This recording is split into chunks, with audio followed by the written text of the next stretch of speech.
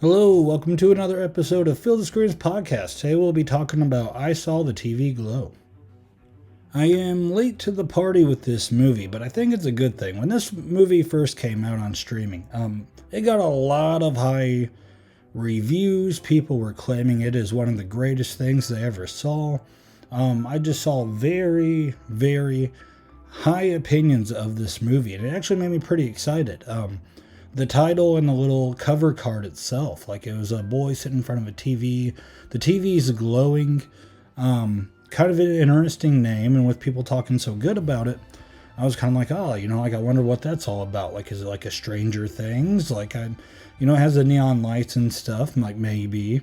But then, like, as I waited, like, the waves of anticipation and hype, they tend to go in two ways. Usually, when a movie is well received, like, you will get this ginormous spike of like people claiming it is the best thing they have ever seen in their life.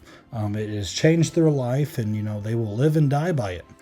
And then usually following that emergent spike of hype is the crowd that reacts to that hype, and they go see it, and then they go the complete opposite direction, and they're like, man, it's like the worst thing I've ever seen. Like, literally, like, I could videotape a dog crapping and it would be probably better than that movie. And that they say the things like that. So, if there's ever a movie you don't want the hype to really spoil it or break it for you, wait for that second spike of reaction, for them to tear down the hype a little bit. And then you can see what it's all about. I knew absolutely nothing about this movie, but I had seen, the spike of hype, and I had seen the people that have tore it down and claimed it's the worst thing ever. So, like, I was finally like, I kind of still want to see what it's all about. Like, whatever. So, I put it on. I decided to check it out. I will say this for those who kind of just want a gist of this movie, without spoilers. This movie is very art housey. There's a lot of metaphors, a lot of deep meanings. This movie appeals to a certain crowd, and if you're not part of that crowd, that could make you just tune out of the movie. At least that's how I feel. It's kind of a weird movie. Things never really feel right. There's a lot of stuff that will leave you kind of like, what was that all about? Or, oh, that's really weird. It takes a lot of those left weird turns. So just putting that out there, if you're not sure about seeing it. Oh, and if you're one of those people that, like, oh, that isn't horror, like, this movie is not a horror movie. This movie has very scary elements, and very weird, and the vibes of it is like off. But like that, it's not a slasher movie, like, so there's already some people in the crowd I kind of saw after I watched the movie. They're like, yeah, it's not even a horror movie. It's not even scary. It's an opinion. But I will say it has some horror elements. I will say that. So I'll just jump into the spoilers and all. There is a boy named Owen. It starts with him as a little kid. You can tell there's just something, in his head that he feels that's wrong. Like, he always seems like he's kind of down. He's very quiet. But eventually this boy Owen meets a girl named Maddie. They kind of become friends because he sees her reading a book. And it's about a show called The Pink Opaque, I think is what it's called. If I'm butchering it, I'm sorry. But I'm just going to refer to it as that, The Pink Opaque. All right. So Owen and Maddie, they are both obsessed with the show, The Pink Opaque. The Pink Opaque is a show. It's a very weird show. But basically, it drew inspiration from scary stories told in the dark that used to be like late at night on Nickelodeon. I used to love that as a kid. I watched like every one of those, and they always creeped me out.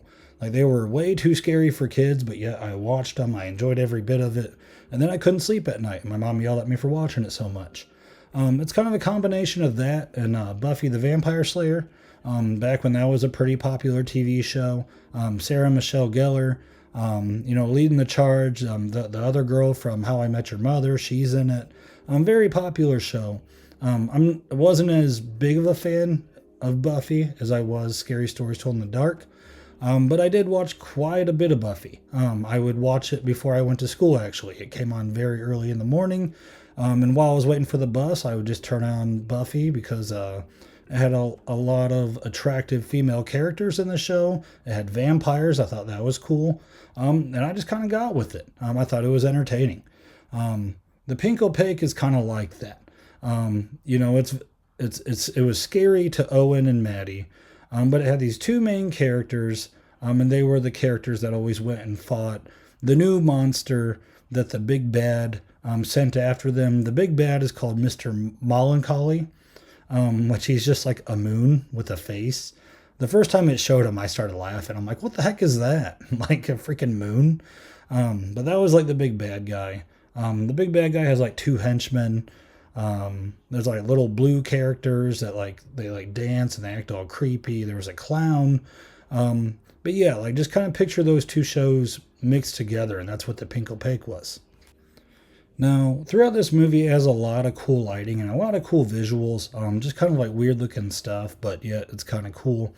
The lighting's very cool. There's a part where Owen's walking down a hall and it's like blaring this music, and you're just kind of like nodding your head to it, like, oh, okay.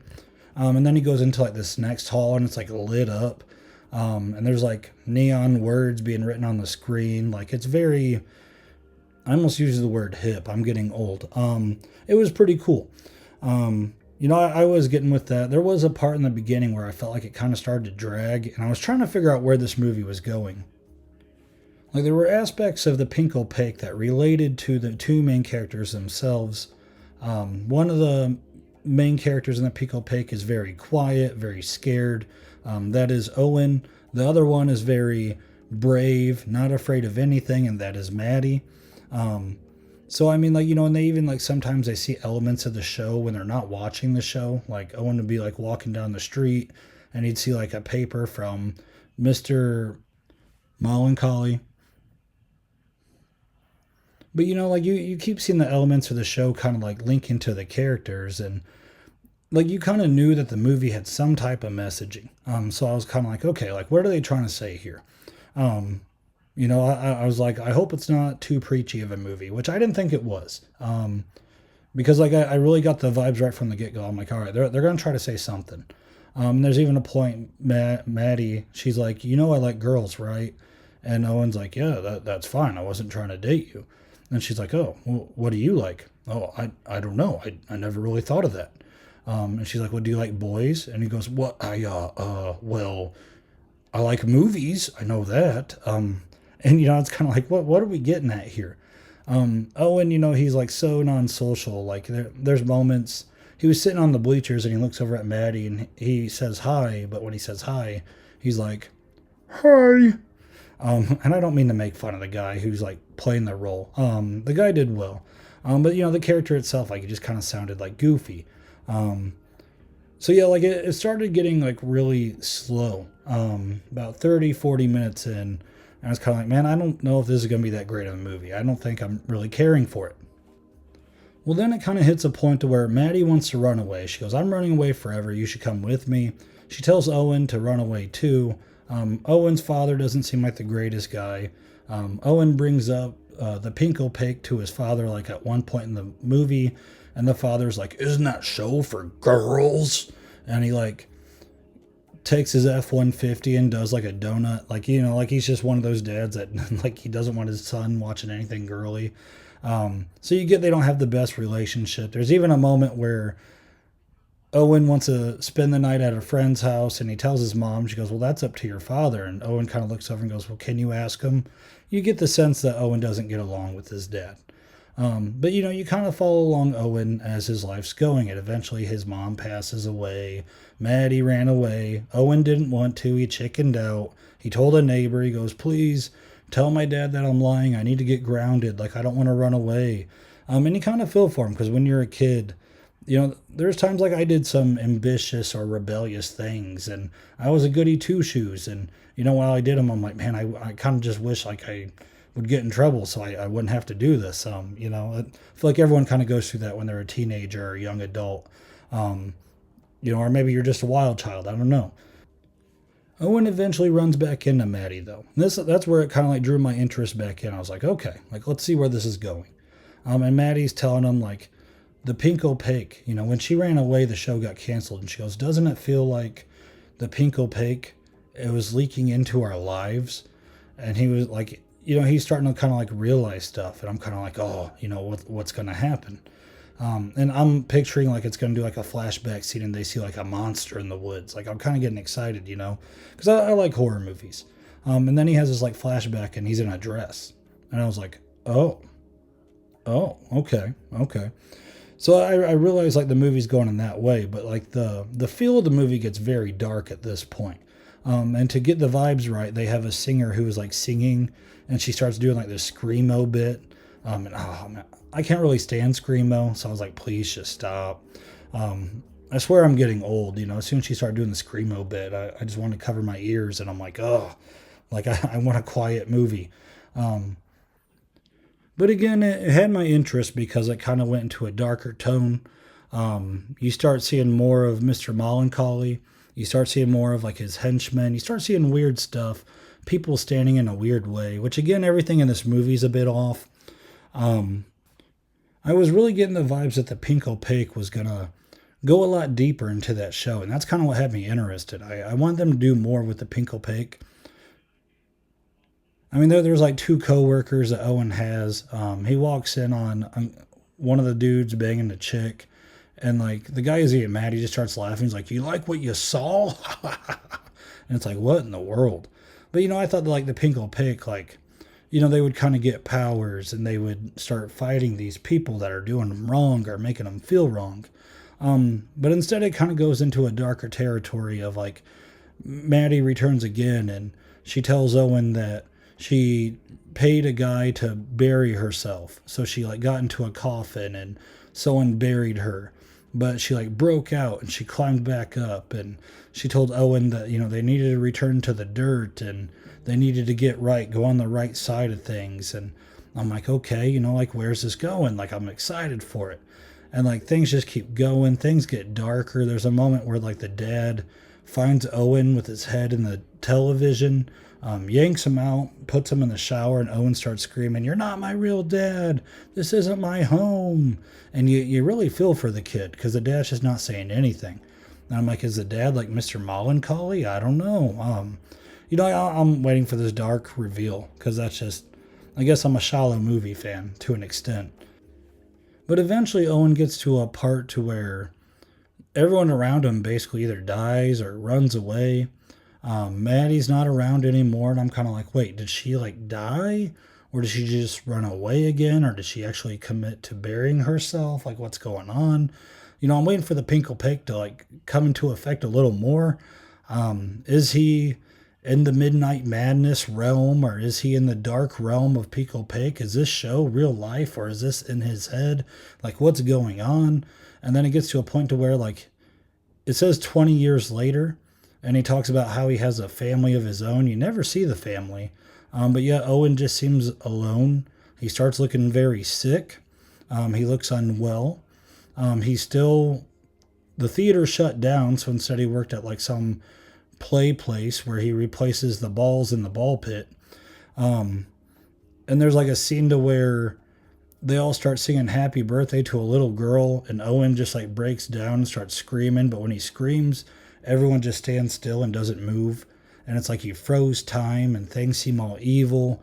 Like he goes into the bathroom. He's like freaking out, almost getting sick. He cuts his chest open, and there's a TV in there. And then like he just walks out, and you're like, oh, like where's this going to go? Like maybe Maddie's going to return, and they're going to figure out that they're in the dark realm and they need to get out. And he like looks at other people, and he's like, I'm so sorry for what happened. I'm sorry. I'm so sorry. And then credits roll. And I was like, what? Like, what the heck just happened? So then I had to find out like what the heck was going on in this film, because I was curious. Like it had some very good parts. I liked the show aspects of it. I liked how the show connected with the two main characters, and they're going back and forth. And I did wish it went a certain way than it did, but there is a metaphor or allegory or whatever English word you want to use for the interpretation. But I guess the director was a trans person, and they made this movie for trans people. And I guess this movie, and like I had to break this down in like Reddit comments. I didn't get the full picture. I really didn't. And it kind of made me feel bad because as I was reading it, like there's one person who was like, even a blind person could see what they're going for. It was super obvious. And I was like, obviously not, because I didn't get it. Maybe I'm dull. But they were saying that Owen was a trans person in his head. Maddie was the girl version of himself that was very outgoing, very strong, very brave. Maddie wanted to come out and have Owen be brave with her and go live their lives, but Owen could never do it because he was scared of the people around him. That's kind of where like the show kind of connects to Owen, who is very into escapism or whatever word you want to use for that. He kind of buried himself into the show. And then eventually, like the show, like it didn't strike the same for Owen. So he started getting very old, very sick. He was dying on the inside. And that's what we see at the end. Now, granted, I summarized it up quite a bit. There's a lot more to it. But with that explanation, things do kind of make sense. Like when Maddie was talking about her being buried and she was like clawing her way out. That's Owen burying the Maddie personality deep inside, and it just keeps crawling back up and almost kind of haunting him in a way. Maddie's never very a friendly presence. Like there's some points where I'm like, dude, Owen just needs to ditch Maddie because she's kind of weird. She seems very unstable, but they kind of do that like on purpose. And like Owen himself, like there's times where I'm like, why does he act the way he does? But it's because he has a lot of anxiety. But a lot of the things, a lot of the metaphors, the symbolism, it does kind of tie into that trans theme. So I could definitely see that. And that there's people out there that relate to this movie. And I don't even think it's specifically a trans thing that you have to relate to. I think if you have something deep down to where, you feel like you should be a different type of person, maybe you're super easygoing and sometimes you wish you were a little more outgoing. There's just little things, or maybe you have a traumatic experience from when you were younger and it continuously haunts you and you wish it didn't and you wish you could move past that barrier. I feel like you very well could relate to this movie. So, after watching it, and like at the ending, I was like, what? Like, what happened? Like, I wanted more pink opaque. That's just me. I wanted a more entertainment value. I wanted more Buffy the Vampire Slayer. I wanted more zombies or monsters to come out. But the movie was you knew what this movie was going for. It wasn't going to be a Buffy clone. This movie wasn't going to be a Scary Tales to Tell in the Dark clone. Like it had a message it wanted to provide, and that's what it did. So I can definitely see why there's two types of crowds. There's the people that love this movie that probably relate to the message and love what it sends out. Like if you have that thing deep down inside of you, and if you don't try to repress it and move past it or accept who you are and go on, it can haunt you to your very last days. That's what this movie shows. And if you're a person kind of like me when I first tuned in and you're like, oh man, like it's kind of like Buffy and Scary Stories to Tell in the Dark. Like they're going to get really scary with this. And, there's going to be the two heroes and they're going to fight them and they're going to do all this stuff. And then it doesn't happen. And then you get that weird ending and you're like, what in the world? Like I wasted my time. Like I could see the two different reactions to this movie and why, like they are the two popular reactions when you watch it. So that's just my 2 cents after like Googling some stuff and looking up the meaning and the message and kind of waiting a day or two after watching it to kind of reflect on it. Because I do think, I'll just wrap up my overall review here right now. Was it the movie that I wanted to be? No.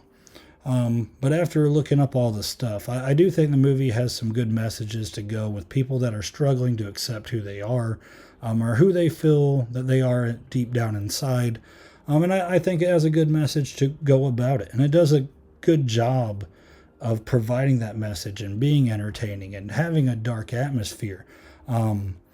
it was very artsy. It was very brave of a movie to be made, kudos to them for that.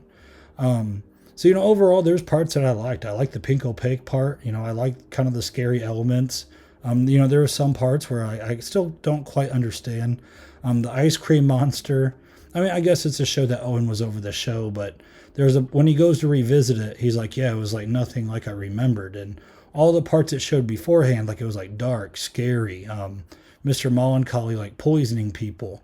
And then this one, like the ice cream monster shows up and they're like, hey, Mr. Ice Cream Monster, you don't have to like fight and kill people.